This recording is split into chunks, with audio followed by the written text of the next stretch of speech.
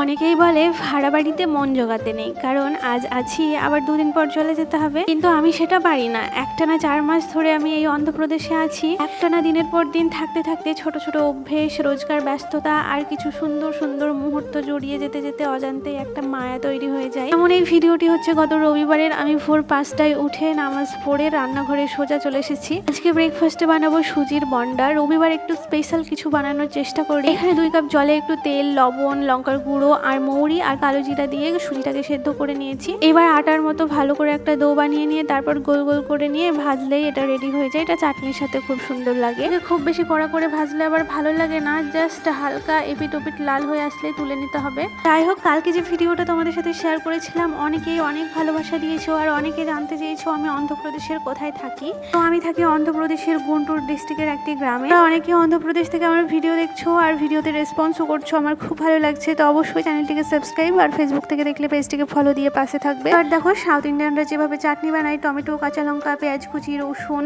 এর সাথে ধনিয়া পাতা, পুদিনা পাতা দিয়ে হালকা করে ভেজে নিয়ে তার সাথে তেঁতুলের টুকরো দিয়ে এটাকে পেস্ট করে নিয়েছি।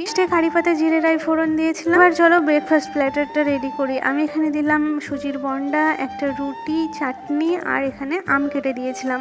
জানো তো, রবিবার বলেই যে ওর ছুটি থাকে এমন কিন্তু নাই, রবিবারেও কিন্তু ওর হাফ ডিউটি থাকে। তাই ও বেরিয়ে যাওয়ার সময় আমি ওর সাথে গিয়েছিলাম। আমাদের রুমের পাশেই একটা মাছের গাড়ি আসে, তো মাছ সেখান থেকে নিয়ে আসা হলো। রবিবার ছাড়া তো এখানে মাছ পাওয়া যায় না। এর সাথে মাছের ডিমও এনেছিলাম, সেটা তো আগের ভিডিওতেই শেয়ার করেছি। কালটা খুবই ব্যস্ততার মধ্যে কাটে, তাই এলোমেলো বিছানা রেখে আমাকে উঠে যেতে হয়। তারপরে ও বেরিয়ে যাওয়ার পর আমি বিছানাটা ভালো করে গুছিয়ে আধা ঘন্টা 40 মিনিট মতো অ্যাক্টিভলি কাজ করলে ঘরটা পুরো সাজানো গোছানো থাকে। আজকে বেডশিটটা চেঞ্জ করব। সানডে আমি বেডশিট চেঞ্জ করি। আর দেখো, নতুন চাদর পাতলাম আর নতুন চাদর পাতা মাত্র ঘরের লুকটা পুরো চেঞ্জ হয়ে গেল। হয়তো একদিন নিজের বাড়িতেও গুছিয়ে সংসার করার মতো দিন ঠিকই আসবে, তো তখন তো আজকের এই দিনগুলো আর থাকবে না। তাছাড়া লাইফের সবচাইতে সুন্দর সুন্দর মুহূর্তগুলো ভাড়া বাড়িতেই কাটছে, তাই আমি খুব এনজয় করি।